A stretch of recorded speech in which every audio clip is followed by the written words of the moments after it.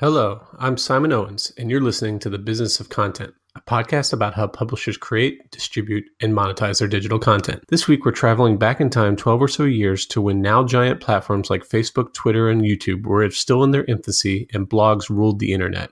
Technorati rankings, full RSS feeds versus partial RSS feeds, Blogrolls, the Techmeme leaderboards, Blogspot versus Wordpress versus Typepad. If you were a blogger over the mid-aughts, these were just a few of the things you might have obsessed over as you catapulted blog post after blog post into the ether, hoping someone would notice and provide your precious links and send even more precious readers. Back then, the internet felt huge, but the number of actual content producers was tiny compared to today, and distribution of content was much less centralized. A-list bloggers duked it out while the rest of us B and C-list bloggers pined desperately for attention from these internet demigods who they themselves only wanted recognition and legitimacy bestowed upon them by the mainstream media. I remember all this because I was right there at ground zero, plugging away as a blogger while I went to college and later worked as a newspaper journalist. And so was my guest, Bill Beutler, who worked at a DC publication called Hotline and launched a blog called the Blogometer. Tune in while we reminisce about a bygone era when we didn't live or die by the Facebook algorithm and the internet was Wild West composed of various ideological fiefdoms. Let's jump right into the interview. Hey, Bill, thanks for joining me. Hello, Simon. Thanks for having me back. So the reason that we're doing this podcast episode stems out of a text message you sent me, and I don't remember exactly what it said, but it was something along the lines of like whatever you text me like whatever happened to Michelle Malkin. Right. And Michelle Malkin, for those who aren't familiar, she's like this right-wing pundit. She's on, I guess she's on Fox News still. I don't really watch any cable news, but from what I can understand, she is. But back during when you and I were really like neck deep in the blogosphere, like the hardcore golden age of the blogosphere before the rise of Facebook and Twitter, like she was like a huge deal. Like she had like her own website that got like something like hundreds of thousands of hits a day. She also ran this other website called hotair.com, which was like a conservative, but not like super, like it was more of a libertarian leaning. I think, I don't know, you would know it a little bit better than I do, like website. And like, that was like the bit, like in terms of, you know, really driving online discussion, which we've probably felt like back then there was a ton of online discussion, but compared to like today with Twitter and Facebook, it was and Instagram and everything else, it was probably nothing, like a blip. And then it just got us talking about like, oh yeah, and like whatever happened to this person who was like this really huge deal. And then like us debating back about who were these really big deals back then on the internet and who today they might still have like pretty successful careers, but not the one, like they're not like the new like media superstars, whereas other people who were big deals back then did turn into be kind of like media superstars, like Glenn Greenwald comes to mind. So anyway, it just got us talking back and forth, and we were like, hey, why don't we do this, you know, this episode where you and I, who kind of grew up in the blogosphere, got our first jobs kind of working in this realm, where we kind of reminisced on what the web used to be like before the rise of Facebook and Twitter. So anyway, like, and not only did we both kind of grow up on this, but you had this kind of interesting foray. So you ran this thing called the Blogometer. So what was the Blogometer? When did it launch? And what was kind of like, I know there's like an interesting story behind how it came about. Sure thing. Yeah, I mean, it was in a way, it was my first job in Washington. I mean, really my first job in Washington was working for Chuck Todd, now at Meet the Press, at a publication called The Hotline. It is still around, but it is no longer nearly as important as it used to be, thanks to things like Politico. I started there in late 2002. And, you know, by the way, I myself had been a blogger, so really, literally since within hours of moving to DC, right at that same time. Initially, I was I wrote about my time in DC, experiencing the city, which was new to me then. Later, I became a war blogger. Both of these things I did anonymously. And so working at the Hotline. What's a war blogger? Well, a war blogger is somebody who, I mean, blogs about war. But in this case, I'm talking specifically about the post 9/11 coalition of bloggers who were, I think, by and large, supportive of the war in Afghanistan, and even to a large degree supportive of the war in Iraq. There's a lot of people who are, considered to be liberal bloggers today who were part of this group, and some who are conservative bloggers. But this was sort of the backdrop of the early blogosphere as I experienced it. I mean, there was a tech blogosphere around before, but the political blogosphere really got going after 9/11. And this was, about a year or so later, I moved to DC, started working for the Hotline, which covered horse race journalism, the polls, fundraising, who's running for what, who's ahead, who's resigning. And, while I was there, like, the blogosphere kept getting more attention. In 2002, Trent Lott, who was the Republican Senate leader, he resigned after making some racist remarks that both the liberal and the conservative blogosphere had like rescued from obscurity. And Josh Marshall broke that story, right? At Talking Points memo. Yeah, but you can't just assign it to him. I mean, I think he certainly was one of the first people there. But, Glenn Reynolds of Instapundit, somebody I'm sure we'll talk about here again, also fanned the flames, even though Reynolds is aligned with Republicans. Mm-hmm. A couple years later, during the 2004 presidential election, there was the Killian documents controversy, better known in some quarters as Rathergate, where Dan Rather had a big scoop about President Bush's Air National Guard service that, at the very least, the documents that he brought to air appeared to have been forged or faked in some way. He actually resigned, and the bloggers got the credit for that. So at this point, it was there was no way to ignore. Yes, this was going to become a big deal. Yeah, precisely. Knew that we needed to cover this, and so along with Chuck and a couple of other editors there, I was known as the blog guy in the office. So we put together what became the Blogometer, a daily column that ran in the Hotline, which was subscription only, very expensive, but also actually was out on the web, available for free. A roundup of what was happening in the day's political blogs. I did that for about 2 years. Was that like your full-time job? It literally was my full-time job. Yeah. Wow. I had previous. Yeah. I mean, for the first 2 years, I was doing, really the Hotline was one of the first aggregators.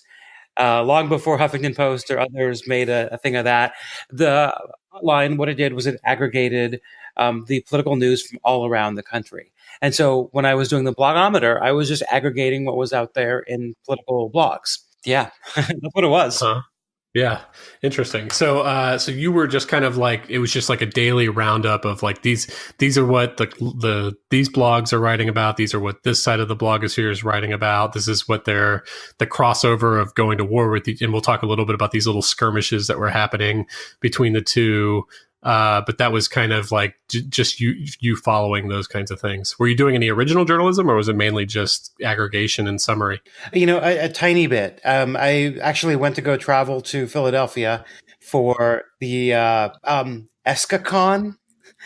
This was a gathering of fans of the political blogger Atrios. Yeah, his Duncan Black. Duncan Black.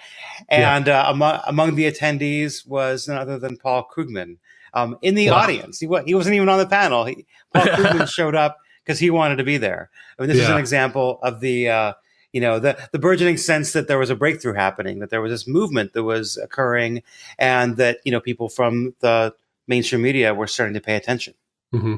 So there was like the conservative blogosphere, which back then I think was very focused on, like it was like you said, the post 9/11 coalition was very focused on defending the Bush administration, and especially I think a lot of stuff relating to the Iraq war. I mean, they did all kinds of conservative stuff, but like a lot, I remember back then we were very foreign policy focused. Like the 2004 elections really hinged around like, do we want to change leadership and stuff like that?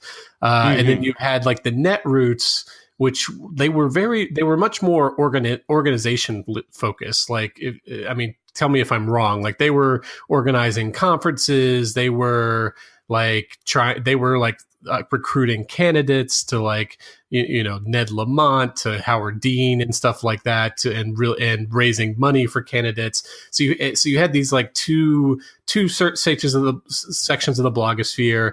They kind of like did their own thing. Like they had their own issues. Like the conservatives had their like issues that they would get outraged about, and like the liberals would get, had their own issues. But then they would also like go to war with each other sometimes. And I was kind of racking my brain what some of these things were, where some kind of big conservative blogger or liberal blogger would do something. I can think of two off the top of my head, where they would really just kind of like, and then there would be like a week of like people writing these blog posts that were going back and forth, and you kind of had to like follow the links and know where to look. Like it wasn't like Twitter where people were like quote tweeting and subtweeting and stuff like that. Like you actually had to go out and look at them. Is that kind of how you remember it? Yeah, that's a great summary of it. It really was this kind of writing club that was kind of bifurcated. You had the left bloggers, you had the right bloggers, you had a smaller like island of like centrist bloggers that kind of still lean one way or the other. And, like I think there were some interesting differences between the two. You mentioned the Netroots.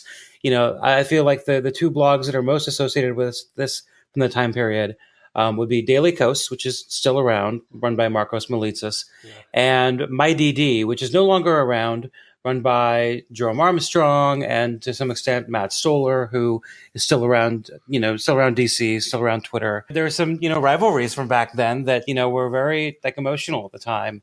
And it's definitely true that there was more of a sense of community on the left, I feel like. A site like Daily Kos allowed contributors to write their own personal diaries, which were like mini blogs within the blogs. And that was a thing that only Red State on the right tried to imitate. For the most part, on the right, there was a little bit more of this libertarian ethos that I'm going to hang out my shingle. This is my site. What I say, here goes. There's a long-standing complaint from liberal bloggers that conservatives didn't allow comments on their site enough. And Instapundit was a good example of that. Yeah. Yeah. And liberals like allowed comments, conservatives. So then like, there would always be these ridiculous, like, Howard Kurtz was at the Washington Post. He was the media columnist, and he would became like a running joke that he would write this like column about how terrible liberal blog commenters were. And then the liberal blogs would be like, wait, this isn't fair. We actually have comment sections. Like the conservatives, none of the big conservative blogs have comment sections. And the few that do are just like horribly, have all kinds of racism and terrible stuff in them.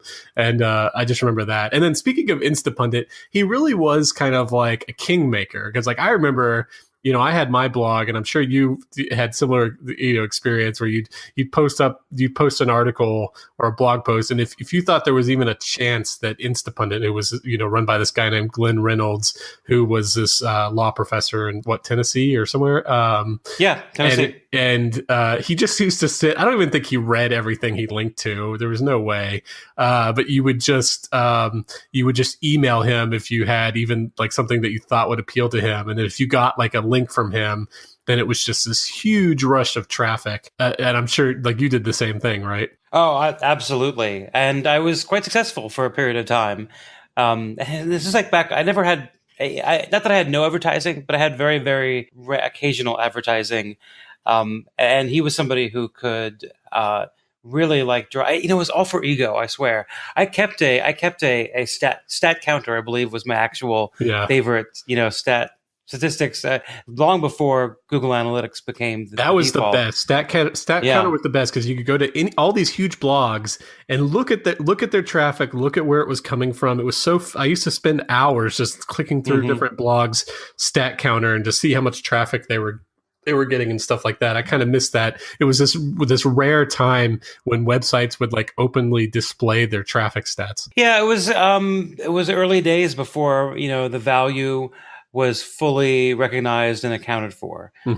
This happens in any industry where you have your Wild West period where people, have not thought through all the implications. And so they do things that may not necessarily be in their interest, like letting their, web traffic statistics be public. But back when that was the case, it was a lot more fun. Yeah. And So if you Can't were do that like now. if you were like a small blogger for like us, like your entire goal was to just get noticed by these larger blogs, whether it was in politics or tech or whatever. So like, and that was what I got really good at, was just I kind of developed a sense, like a way of like, searching for blogs who are writing about the exact same thing as me, and then writing up these kind of personalized pitches. And if I could pitch like 60 of them on my newest article on the blog, on my blog, and like a few of them linked to it, then maybe, like, especially if someone like, a Gawker or an Instapundit or an Andrew Sullivan linked to it, it could send that huge rush of traffic, which might then lead to other blogs discovering it and then linking to it. And all of a sudden you could have like 20 blogs linking to, one thing. It's like, think of it like as the modern day retweet, but you had to like, it was so much harder to round up that many links and stuff like that. Yeah. I mean, I think it's interesting that, you have to recognize that the people who began writing blogs back in the very early period, the late 90s, for a handful of, hardy, pioneers. And then, the fast followers, of which I was more one, where we didn't get started until, 99. Well, I know until like early 2000s. And Andrew Sullivan was definitely somebody I read a lot of, and Glenn Reynolds too. And I want to, by the way, give a small shout out to Salon, because in the late 90s, Salon had a little bit of a reverse chronological homepage. There was blog like. And Mickey Kaus from Kaus Files also was somebody who was early out there doing that. Blogger, yeah. So for the most part, those of us who got involved in blogging early on, did it because we really had something we wanted to say. And over in the tech blogosphere, there were people who had strong feelings about design or about coding, about software, and that was their personal perch to say so. And in after 9/11, people who cared greatly about the war in Afghanistan and beyond were on the web, but or started their own blogs. But over time, it went from being purely something to have to say to then getting the ego rush of finding that you were rising up through the ranks. Another site that just comes to mind again would be the Truth Laid Bare blog rankings. This was a DIY. Is a one guy who's still out there but no longer does this. DIY website that ranked the top blogs and the top liberal blogs and the top conservative blogs. And it was very primitive, I think, compared to what you would see today. And this is really in the era before, Google was just starting to become, a thing, but it hadn't got into like blog search engines yet. And, so you go from having something to say to wanting to rise up the search rankings and grow your esteem and grow your traffic, to then it changed again when you started to get some people with a little more entrepreneurial approach come in and try to actually create companies out of this. And there were a few. Yeah, which we'll talk about. Huffington Post. We'll talk about that. Yeah. That rush where you get like that big link and then you get like several thousand people visiting your site. I remember my first big link was Romanesco, which I'm not sure if he's still around. I know he left Pointer, and he sent me like, it was just like in his like blog roundup of the day, and he sent me like 600 visitors to my website in a single day based on like an interview I did, I think with Matt Welch, who at the time was like the lead ran like the LA Times like opinion section or something like that.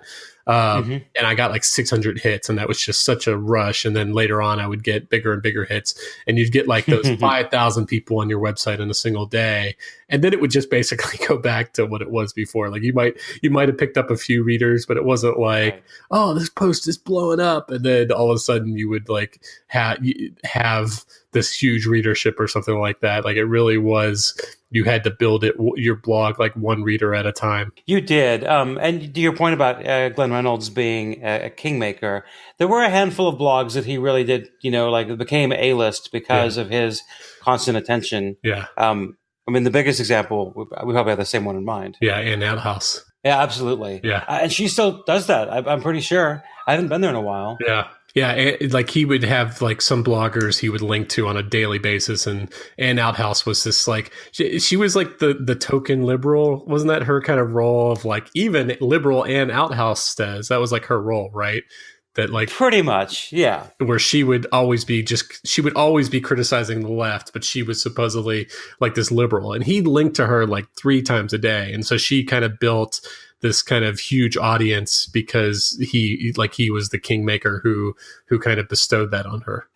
Absolutely. And, there was sort of this trend there where you had, the conservative blogosphere, I do want to say back then it was of a different character than what we think of right now here in the 2018, Trump Tea Party era, that it tended to be a lot of folks who had come over from the left.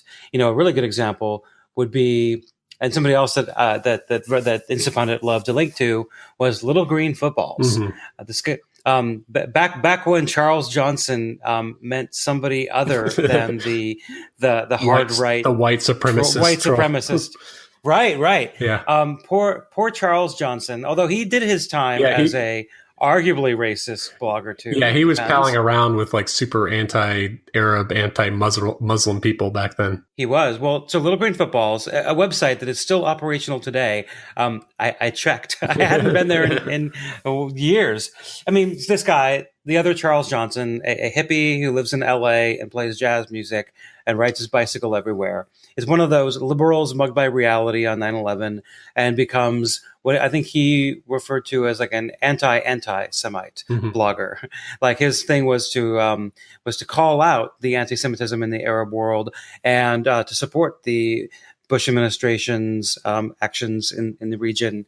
And yes, he did. He allied himself with a lot of people were more conservative than him, but eventually got far enough that he pulled back. Yeah. And he really flipped all the way back around. I interviewed him once. Right. I think like he either went to a conference or someone he was affiliated, like Pamela Geller or something like that, went to a conference where there were like actual like Nazis there or something like that. And that's when he was like, oh wait, what have I gotten myself into? And he started to pull back and shift his ideology back towards the left. That's how I remember it. I won't be able to pronounce it correctly, but Vlaams Belang is a Flemish party that is I don't know a lot about, but I understand that they are beyond the pale. And he kind of realized the company he was in, and he still had a lot of traffic for a while, but I mean these coalitions they only last so long, and so he got out. He like. For this post 9/11 coalition of bloggers, I think that. So I'll go ahead and say, like I was definitely supportive of the Iraq War. I was I identified Republican back in my early to mid 20s, and as the decade went onward and things started to change, I drifted away from it, and I think Katrina was a big turning point for a lot of supporters of Bush, especially those who'd come over from the left or who had, but they were there for the war. They weren't necessarily there for the entire conservative agenda. And I think that this era lasts up through about the end of the McCain campaign, because when the Tea Party starts a few months later, in kind of a Palin-esque, proto-Trump thing, there was a bit of a shift there. That continued. And I really kind of eventually just bailed on politics in general to, focus on building my own company. But some of this happened on the left around the same time too.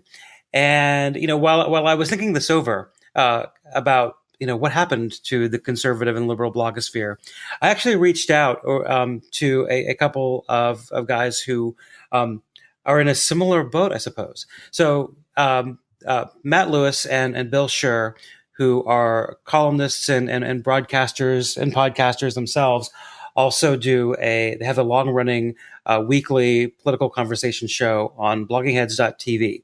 These days, it's called the DMZ because one of them's from the left and one of them's from the right, but they're friends and they have a really civil, informed conversation. But it used to be called, I believe it's called the Weekend Blog. It's been so long ago now, but I reached out to both of them to ask, like, what do you think about, what changed and what happened to Michelle Malkin, what happened to others? And so Bill Scher, who represents the left there, he offered a couple of things I hadn't really thought about. One, the way that I said that the right blogosphere split around McCain and the Tea Party, around the time of McCain, post McCain, I mean. So did the left blogosphere split on Obama. The netroots had been, built in opposition to George Bush and the Iraq War and raising money for candidates. But at the grassroots level, when Obama came forward, on the one hand, you might think, great, this is their answer to everything you want, hope and change. Here's your man. But there really was a difference of opinion about how to approach it between people who were more to the center, I think, who supported Obama, said this guy is, best thing since sliced bread. He's the one we've been waiting for. And your more progressive side of the netroots, because there really was a split between style and substance. And some of those far left bloggers were actually just centrist or, center left people who were really mad.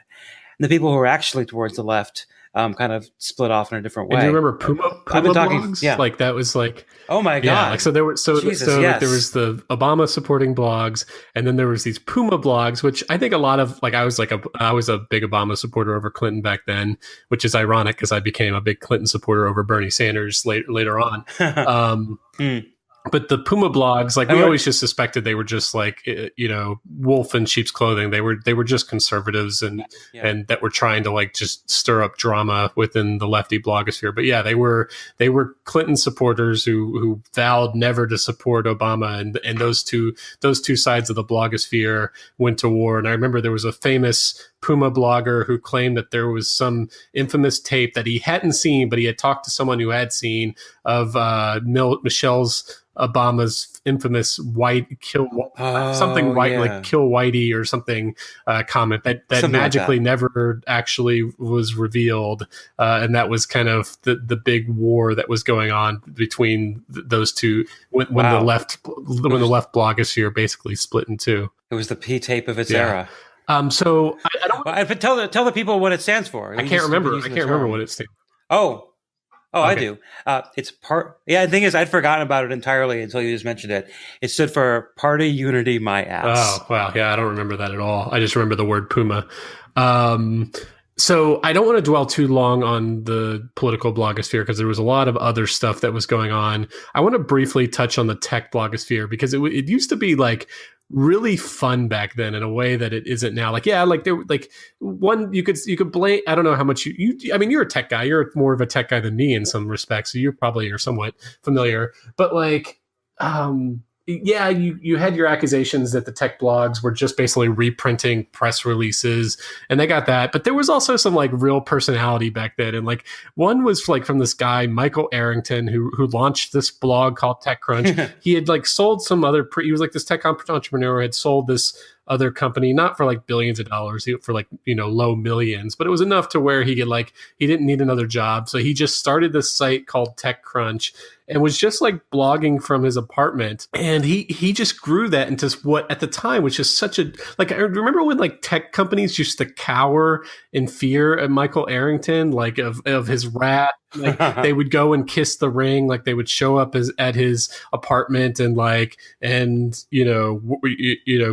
give him all this praise and stuff like that. And he was not a straight up reporter. He was very opinionated. He liked to stir up drama, with various people. In fact, the way that he went out of TechCrunch was very, reality TV, you can't fire me, I quit type of thing, if you remember correctly.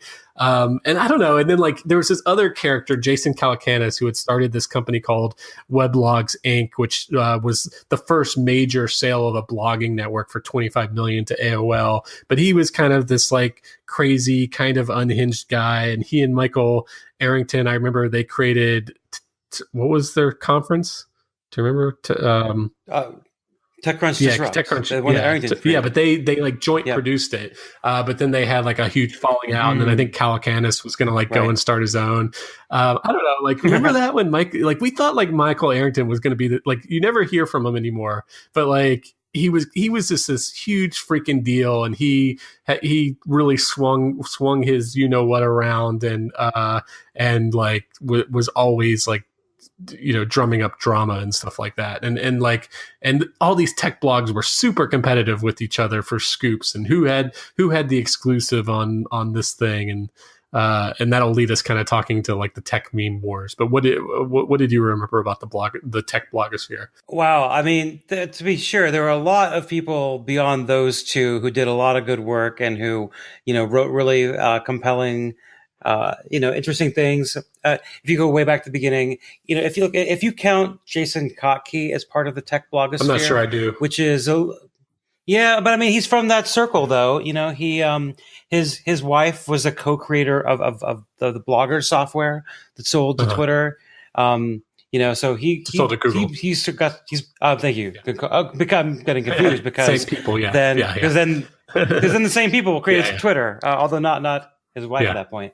But yeah, I mean, like Arrington, like there's a famous photo of Arrington that I think Valleywag used for years, which is Arrington with a big old stogie in his mouth and, a couple $100 bills in front of him with, like money burning. I don't know the provenance of that photo, but it's, still hilarious today. Mm-hmm. There's a whole, group of conversation, frankly, and where I'm just, free associating now. But the Leo Laporte This Week in Tech podcasting group, really like runs along parallel with them. Calacanis, was a frequent guest on that podcast. That's what I assume it's still going on, but I haven't listened to it in years. So. I feel like it's another thing that's moved on. But yeah. I mean, the tech blogosphere was around even before. And let's face it, these are the people who actually invented blogging. One of the leading lights who is still around today is a guy named Dave Weiner, who writes a website called Scripting News. I checked today. He last published yesterday afternoon. He's definitely still like, I'm not leaving my blog for Twitter and Facebook. Like, I mean, he does tweet and he does do Facebook, but he is very committed to being a daily blogger. Yeah. Well, and he's the guy who invented RSS and podcasting, without which there wouldn't be podcasting. Yeah. So, yeah, I mean, and of course, how have we got this far without talking about two of the most important sites to both of these groups? There's Memorandum, which is a roundup of the political blogosphere. And there's Techmeme, which is actually by much, much, much more popular. And they're both run by this guy, Gabe Rivera, who's been doing this for more than a decade. Most people are probably still familiar with Techmeme today. I don't know if it's obsessed over in the sense of the way it was, though, around the leaderboard. Do you remember this? Like, which blog or which blogger was like getting the most links on Techmeme? And it was always before back then when TechCrunch was like the king of the tech blogosphere, and I don't think it is anymore. It was like they were always, one of their bloggers was always at the top of the Techmeme boards, and everybody was always just watching that. It was also really political because, like, let's say like a smaller blog like VentureBeat broke a story in the tech sphere, and these were always so minor and inconsequential stories, but they always treat it as like this big thing. But then TechCrunch would then write about it. TechCrunch would get the main headline, whereas like VentureBeat would get like the little sub headline, and then like the VentureBeat people would be like, "What the hell? We broke this story. Why are they getting the main headline?" So it was like a very political system of like who got on Techmeme and stuff like that, even though it really didn't drive that much traffic. Yeah, I mean, actually, you inspired me to look at the Techmeme leaderboard because I haven't done it in years. And I think long ago, if memory serves, it used to be based on, blog versus like newspaper, basically. And now it has authors ranked by leadership versus ranked by presence, and publications ranked by leadership and by presence. And what they do is it's really apparent here where TechCrunch to this day, no longer led by Arrington, is still one of the top ones, alongside Bloomberg and Wired and The Verge, which was founded by people who left Engadget. And a lot, things like the New York Times and Wall Street Journal and Wired, they all have their own blogs that are focused on this. So it seems like on the tech, and by the way, the tech blogosphere also to a significant degree is the business blogosphere. It is a thing that the political blogosphere never really expanded to encompass in any significant way. But technology and business, there is much greater overlap. And frankly, this probably explains why it is so much better read, because the political bloggers can be kind of seen as a bit of a hobby if they're no longer taking scalps and if they're no longer there's a handful of them that are important because they're associated with major publications. Yeah, like most are really big popular like bloggers in the liberal conservative blogosphere. Like if they made it, then they went to go work for like a media company. They didn't like start their own, like for the most part, they didn't start their own media companies like they did, like what happened with like the tech blogs is what you're saying, right? Like tech blog, like Om Malik, then he started GigaOM, which then blossomed into like a blog, like a real actual media company that had like several people on its payroll. Same thing with TechCrunch, VentureBeat, The Next Web. Eventually Kara Swisher left and started Recode, all the Engadget, those Gizmodo, those were all bona fide businesses, right? Whereas like you can't really think of many like political blogs where that then blossomed into, like I can think of like Talking Points Memo and I don't know what else. You might say Vox, even though, but that was like a venture-backed company. Like I would kind of put that as a different thing. Like that's on day one, that started as a media company. It wasn't like some entrepreneur. No. Anyway, that is not accurate, and I'll get to that in just a moment. We should, of course, note that Ezra Klein was at the Washington Post before he left to go create Vox. So, like, obviously, he had some help from the major media there. But Vox, by the way, began life as Sports Blogs Nation, or SB Nation, as it's known.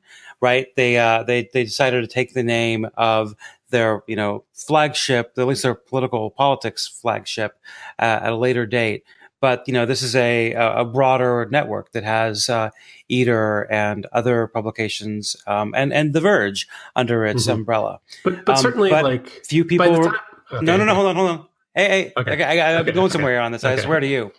But few people remember that Sports Blogs Nation, one of its original co-founders, was none other than Marcos Melitsas of Daily Kos, because in addition to Daily Kos as his main job, he was a big fan of the Oakland A's, and he teamed up with a friend of his to develop software that was based on the Daily Kos software called Scoop to create a similar site around blogs. He was a participant in one about the Oakland A's because that's where he lives out there, or did at the time, and they found other bloggers to write other ones. It grew into something that then attracted venture capital and eventually became a major company.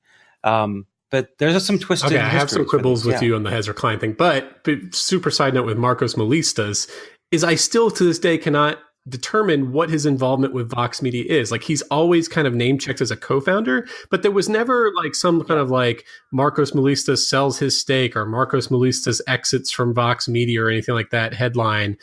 And like, so I've never been able to determine to this day if Marcos Melitsas still was somehow affiliated with Vox Media or if he sold his stake or whatever. But I will quibble with you on the Ezra Klein thing in the sense that like by the time he started Vox was a venture-backed company.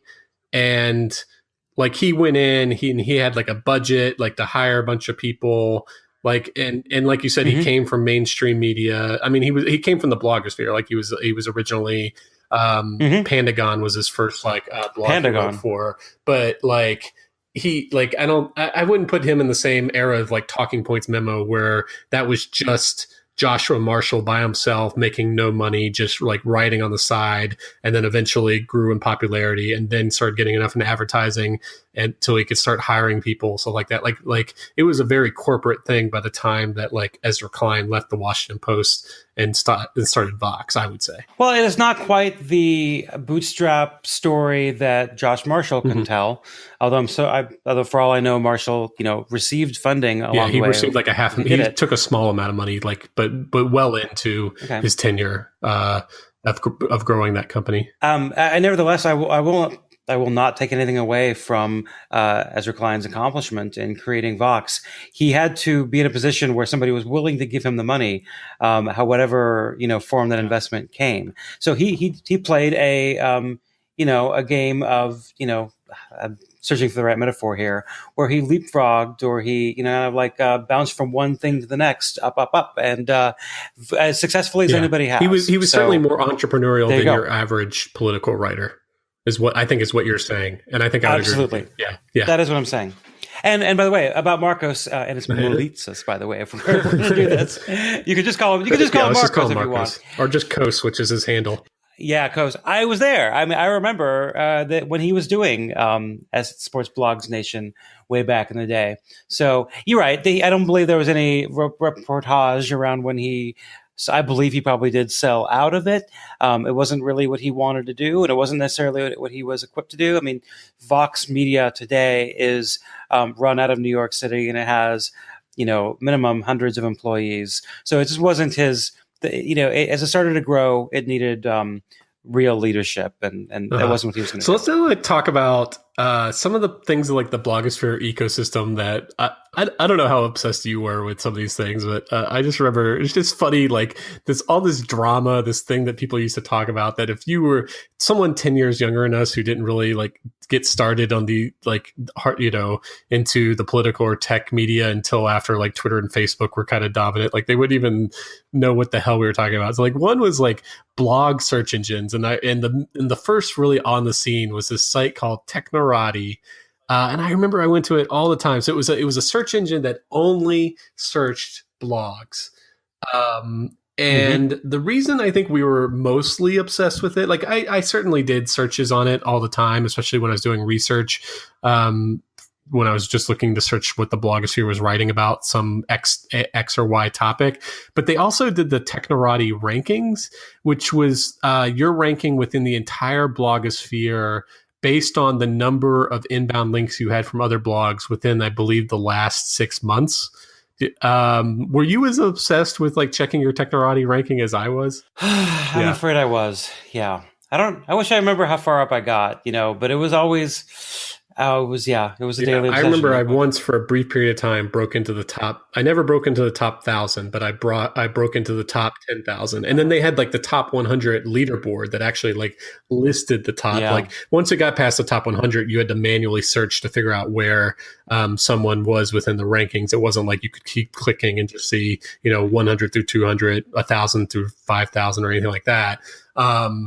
But the top Technorati 100, and I remember how it shifted over the years, because earlier on it was like single author blogs of like super nerdy, not even tech blogs, like coding blogs, like Doc Searles, I remember, and a few others. And then they became dominated by the more corporate blogs, the tech crunches of the world. And then like eventually things that you eventually couldn't even justify there. And I think this is why Technorati eventually went away, is because it became harder and harder to tell, was like something a blog or was it more of like a news site? Like I remember Huffington Post became like the number one ranked thing, and you're like, that's not really fair, because Huffington Post has like 500 writers for it. Like how can any other blog kind of vie with Huffington Post for top blog when they have that many writers writing for them? So we were really obsessed with Technorati, and then like Google launched a blog search. Remember? Oh, absolutely, Google blog search. And probably the day that closed down is you could like plant a flag there and say this is the end of the blogosphere. Because if Google lost interest, then it's done. Google. And by the way, Technorati, I definitely acknowledge the challenges that were posed to the kind of rankings it was trying to do. The reason that it went away, though, was because it stopped making money, right? That's why anything goes away. Because, like, I don't know, do you even recall the last iteration? Well, it became like a blog advertising network, right? Yeah, I think it was trying to do that, and it was trying to be like a destination site. Like, I don't know if it had investment that it was trying to justify, and so therefore it needed more money, or what the actual business case is. I'm sure you could email. Is it Micah who created it? Yeah. You could probably email him and find out. I've actually wanted to do that, either do an article or a podcast interview, like whatever happened to Technorati, and trace its, or go find its original creator and interview that person. Yeah, I'd love to hear that. So it just ran. It just kind of like same thing happened to Google blog search. Like once the entire internet kind of became blogs or became sort of incorporated, like you lost this sense of like what a blog actually was, and the whole idea of having a separate search engine for blogs versus regular sites became less and less of a a real need. And then they eventually just kind of people stopped using them after a while. And I remember Google Blog Search eventually just became, after it basically killed Technorati, it eventually became useless because so many like spam website scraping RSS feeds started getting including into it that it was, when you tried to search it, it was all just noise. So you just finally had to either turn to Google News or just the regular Google search engine. Well, I mean, and this is actually an excellent way to transition over to what, really started to replace the conversation in the blogosphere. You're totally right about all the blog spam out there. As an open system, it was vulnerable to abuse. And around the same time, what was starting to become popular, but Twitter and Facebook, where a lot of this conversation has moved to over time. And I mean, I've always made the argument that the blogosphere didn't, and this is probably for later in the conversation, but like the blogosphere never went away, it just turned into social media sites. Like all these things that we did on blogs, we now do on social media, and it's just like the distribution is just so much better because it's a centralized thing where, like, what I said, like, remember when you'd get like 5,000 hits from Instapundit and then they would all go away. Well, if you get like 1,000 retweets on Twitter, you pick up some more followers, and then those followers are always on Twitter, and they're going to start seeing your content, and then your content gets more and more popular, and you accumulate more followers. Like they created like a centralized way so that like everybody didn't have to bookmark or use RSS feeds to go and find your content. Speaking of RSS feeds, that was the other big kind of thing, because that was what you needed. You had one of two choices. You could just bookmark all your favorite websites and just have to keep on going back to them every single like few hours to see when they were uploading. Like I remember I was obsessed with Glenn Greenwald back then, and I would just like, he wrote like one post a day, but you never know when he was going to post it. So I had to keep on, reloading his thing. And then I heard about RSS readers, but it took me a long time to actually get around to using one. But my first one was Bloglines. And I just remember the epiphany when I finally signed up for it, of like, wow, I don't have to visit all these like 30 different websites like once every hour. Like I can just go to this one location and find it. And so were you an RSS user, a big one? Yeah, I was. I didn't use a lot of Bloglines. I used a couple of native apps for the Macintosh. Newsfire, I believe, was one. And there's a very popular one, whose name of which I'm going to forget, that tech people tended to use. And, I use a little bit of Google Reader. In fact, just in the last year, I've tried to make another go at it with Reader, Reeder. But I kind of just fell off it because I wasn't reading every single day. Blog NetNewsWire. No. Do you know what I'm thinking? What's the name of that? I believe that's what I'm thinking of. NetNewsWire was a popular app for the for the Macintosh platform. On top of that, there was also we got to talk a little bit about Blogrolls, right? A blog roll was on your own site. You would keep a list of the blogs in your sidebar that you claimed to read, that you wanted to be associated with, people that you liked. Often they were very aspirational.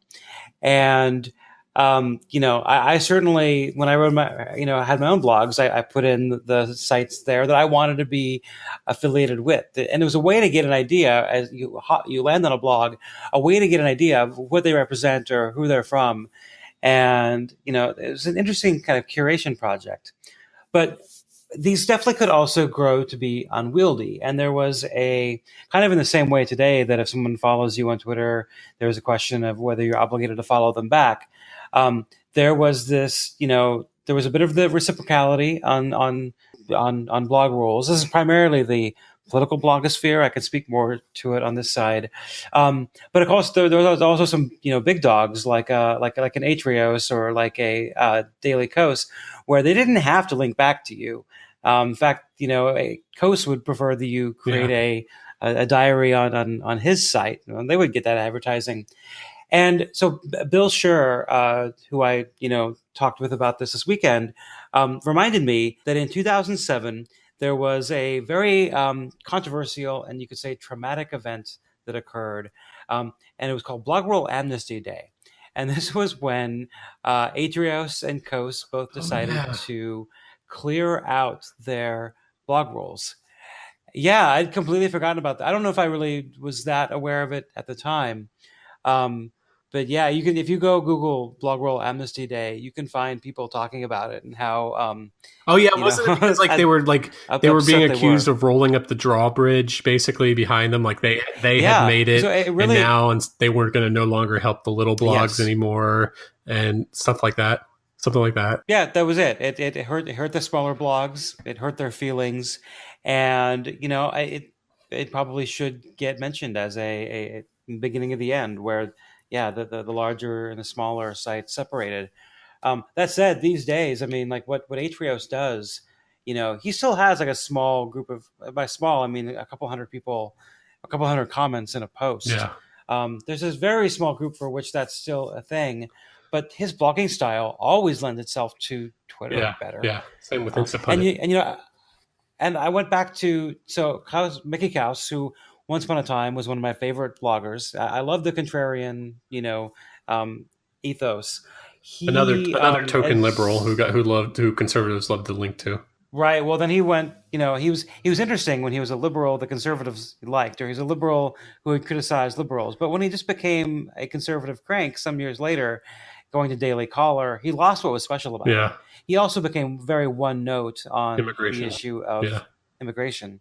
And I actually visited kausfiles.com for the first time in years, and it is just each post is one of his tweets. Yeah. It's just an archive of his Yeah, Ben tweets. Smith did a like whatever happened to this guy long form article a few years Yeah, ago. I don't know if you read that when it came out. Um, I sure did. Yeah. so my experience with blog rolls had a kind of like a love hate relationship. I refused to have a blog roll on my blog. I felt I didn't like the how do you say that word, reciprocity of it. I felt like Reciprocity. reciprocity. Yeah, sorry. I didn't. It was felt like a very quid pro quo spammy type of thing to me. So I was like, my view was is Mm. that if I like your content, I'm going to link to it in a blog post. I'm not going to I don't need to like list you on my sidebar, but I was always happy, of course, to have other people list me on their blog rolls. And I also remember using it like as like a, marketer and PR person when I kind of segued my career into that. And also when I was pitching blogs to get them to link to my content, blog rolls came in a huge handy because like if I knew that something would appeal to liberal bloggers, then I would go to like the big liberal blogs and then start right clicking, in all their blog rolls and finding other like smaller liberal blogs that I could, email and pitch my article to. So they definitely had like a role in terms of discovery and stuff like that for different blogs. Yeah. I mean, you're totally right about your characterization of them as, being like, I mean, like the term log rolling, like blog rolling was the name of an actual service that would create and curate a blog roll for you. So, there was, and I think you mentioned earlier, Henry Copeland's blog ads. There was a really interesting ecosystem of small companies that grew up around it. Federated media for the tech side of the blogosphere. Yeah, so there were so Henry Copeland. I just wrote a big article about him, about whatever happened to him. He started this like visionary company called Blog Ads. Not only was it the first ads that were designed for blogs, but they were also the first other than like Google AdWords, were the first kind of like self-service display ads in terms of like you could go in, know nothing about advertising or no media buying or something, click on the buy an ad here, I put in your credit card, upload an image and some text, and then all of a sudden you were serving an ad on a blog. And that was just like that's how Google and Facebook, and to a certain lesser extent like Twitter and a few of these other big social media companies, they're making billions of dollars on that because they can not only just court the huge media buyers, but like for your podcast, Enter the Void, you guys buy Facebook ads. You don't, and neither of you guys are big. You're not like professional admin or anything like that, but you could do highly targeted ads without that much knowledge. And blog ads was like the first advertising network within like outside of like Google, I feel like that was completely self-service, and it felt like really revolutionary. And then later on, there were these other like new media like advertising media companies, like blog ads had both conservative and liberal blogs, and then Pajamas Media. I don't know who ran it, but somebody who had a lot of money, and they kind of went in and swiped all the conservative blogs by guaranteeing them income. Blog Her, that was like all the mommy blogs. Federated Media, like you said, like they were doing advertising for TechCrunch and Boing Boing and a lot of those like more established like business blogs.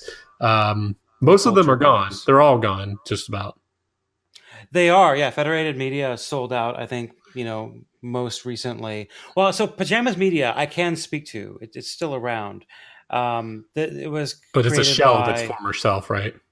Right. Like I went to this. Well, I mean, so Instapundit is still based as an Instagram. Instapundit is still based on. He's no longer at instapundit.com. He's at pjmedia.com/Instapundit. And so the Charles Johnson, who's the hippie, not the white supremacist that we spoke about earlier. We just call him Chuck Johnson, right? So that's a good point. It's easy to differentiate, yeah. Yeah. So Charles Johnson from Little Green Footballs joined up with a guy named Roger L. Simon, who was another of he was like a Hollywood guy, who's another one of these from the left moving right people. And they got some investors, and they took a lot of the conservative bloggers and they created their own network. And, there's a lot of skepticism about it at the time. Myself and a friend, we actually put together a Deadpool for it, where we all like predicted. We ran it anonymously, so I'm revealing now for the first time that I was behind this. And I don't think it was an ad network in the first place. I think it was just like an aggregation, but it certainly did go toward becoming an ad network fairly quickly. So it's still around. Like you can go to the homepage, and it's a roundup of some of their writers, some names you might recognize. But I mean, it's a shell of its former self. So. Yeah, well, like basically what happened is like now they just do it under their own like URL. Like that's the whole media company. Whereas before they went out and found all these conservative blogs, and they're like, here, take this HTML embed and put it on your sidebar, and then you're going to have display ads on your sidebar. And they were the big thing that, unlike blog ads, which only paid on commission, they were guaranteeing money, which was super expensive to like, because like back then those were the early days of display advertising. There was no guarantee that you would get like really good rates, and so they were just burnt. From what I remember, they were just burning through cash, and then one day they just pulled the rugs out of all of them, and all those blogs that were getting like maybe like 5,000 to 10,000 readers a day, they got this note and said, at the end of this month we're pulling our ads. And then like PJ Media still exists, but it's almost 100. It became just like its own website, and that's when Instapundit moved over to the actual URL. And they had like columnists. They had PJ TV, which was like a I had a friend who worked there. Yeah, I don't know how successful it was, but no, I'm now remembering. I visited the PJ TV offices in near Manhattan Beach, Sepulveda, down there. It was just an office. They had a nice, fully professional media setup, but and I said a shell of his former self, but it never really became all that successful. It was professional, but it doesn't necessarily ever take off.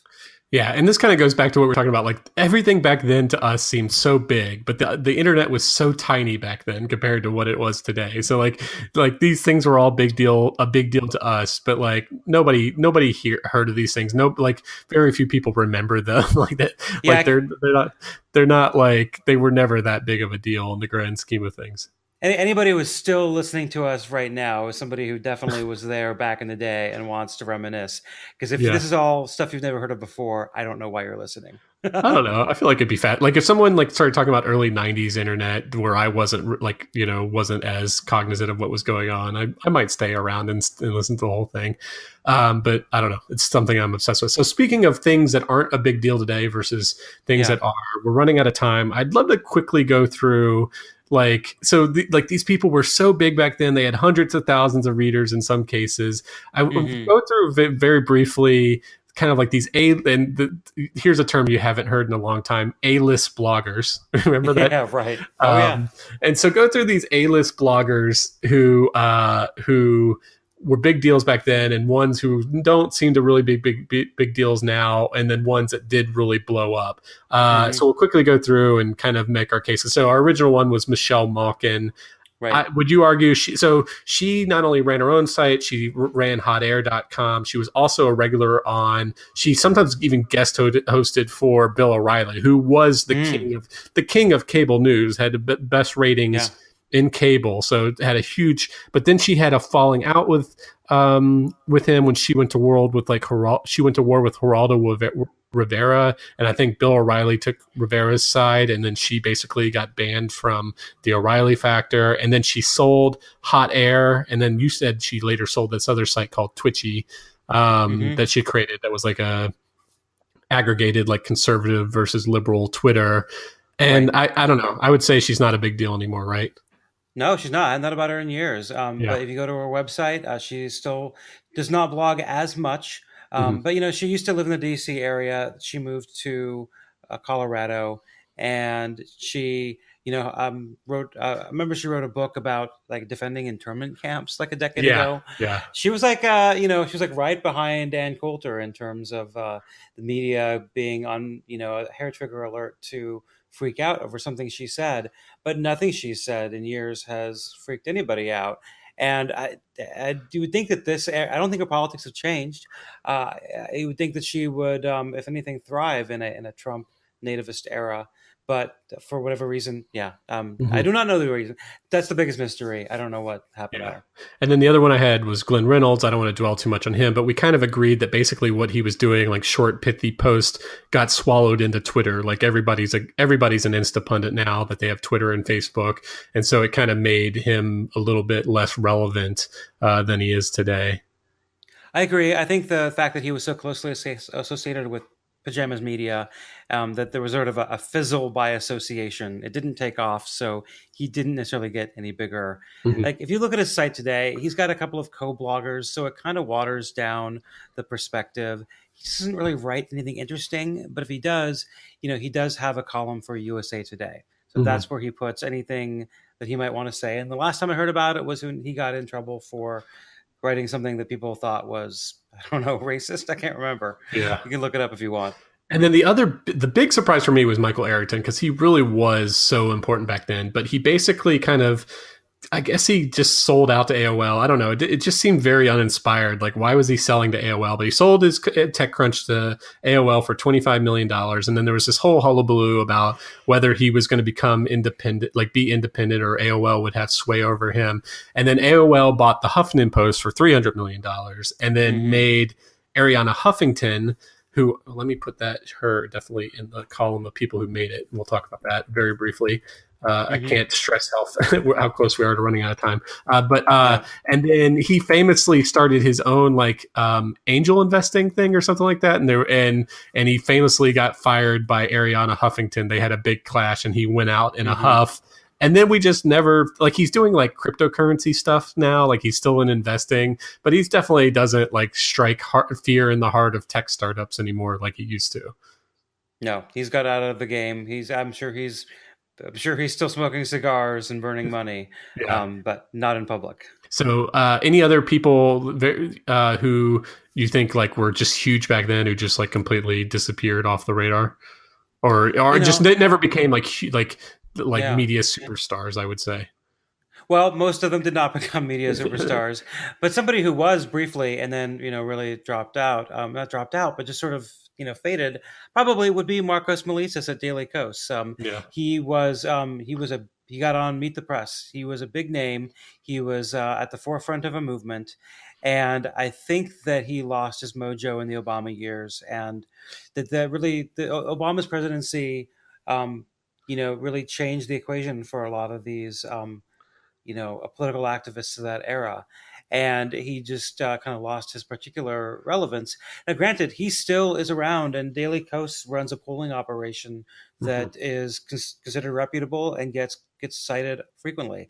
But Yeah. compared to where he once was, writing books and being very public, he's not today where you might have thought he would end up. Yeah, and part of it might have been he got banned from MSNBC because he got into like a tiff with Joe Scarborough, who was kind of their new and upcoming superstar. He like made some reference to a conspiracy theory about a dead intern or something with him, and MSNBC's president banned Marcos from getting on MSNBC. I don't know if that was the part of the reason he kind of fell out of the limelight.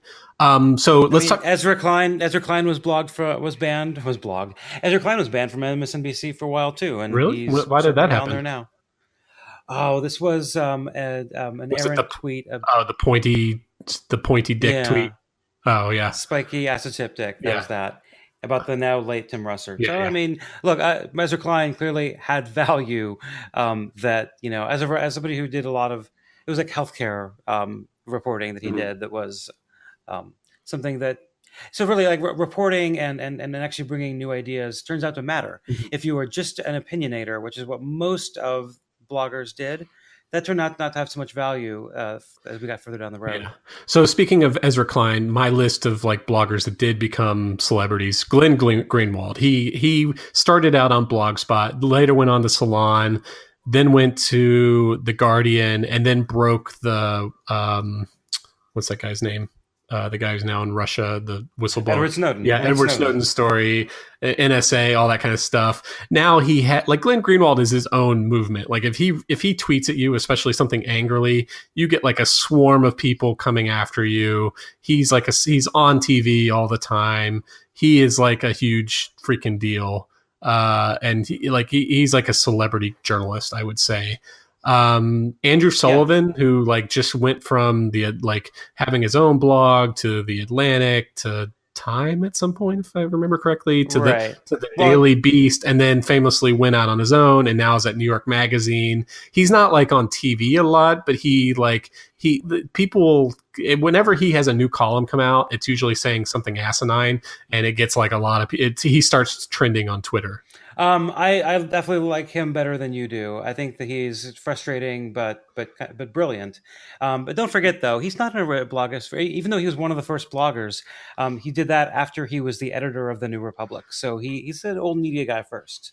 Yeah, and then but Josh Marshall was the editor of the American Prospect. Yeah, I don't know. I kind of think of he had, and a lot of those early bloggers were also kind of dabbling, like they started out as journalists first, but they became famous because of their blogs, I think. And then Ezra Klein, that guy was just super ambitious. As we talked, he had this entrepreneurial spirit. He started at Pandagon, went to American Prospect, then really blew up at the Washington Post, and now he's just kind of a huge celebrity journalist and has over 1 million followers on Twitter, and really kind of he can write a column at Vox.com and drive the conversation, and to a lesser extent, I think Matt Iglesias as well. Good point. He's another one from that era as well. Yeah, if I had to add one more name to the list of those that made it, I would probably add Eric Erickson, who was. I meant to add that. Yeah, that's a great. I'm glad you included. Right, him. He's a long-running editor. He was the long-running editor of Red State. Eventually left there, but he's a local politician down in Georgia. He has a talk radio show. He's on television quite frequently. He had an interesting scoop last week where he quoted an anonymous member of Congress walking around Safeway and talking about how frustrated they are by Trump. He's an interesting figure. He's very conservative, but he's also willing to criticize people on his own side in ways that you might not expect. So, yeah. Famously a never Trumper. Yeah, he's not one of your moderate liberal never Trumpers. He's a very conservative never Trumper. That makes him interesting. Uh-huh. Yeah. Yeah. Okay. Well, we are definitely out of time. So thanks so much. Where can people find you? I am available on Twitter as @William Beutler. The company that I run, Beutler Inc. You can find us at Beutler Inc. and BeutlerInc.com if you are looking for content marketing or visual design or something like that sort. And Enter the Void podcast. If we're on a podcast, I should plug it. Go to enterthevoid.fm or look us up on Facebook at Enter the Void podcast, where we talk about mind-bending movies, myself and my friend Renan, our friend Renan. Yeah. And as we've kind of discussed, like you might be kind of like a semi-regular guest on this podcast, maybe coming on like maybe every 5 or 6 episodes or so, so we can shoot the shit on the random stuff I don't get to talk about when I'm interviewing other people. It sounds like fun. I'm happy to make this the first of Yeah. several installments. Second, so you've been on before. Oh, third. Here we go. It was a trend, and well, 3 is a trend, right? Yeah. So we're not there yet, but it's building. Okay, great. Well, until next time, it's been fun. But fun. All right, man. Talk to you soon. Okay, that's all I have for you today. Be sure to subscribe to the Business of Content on iTunes or wherever you get your podcast. See you next week.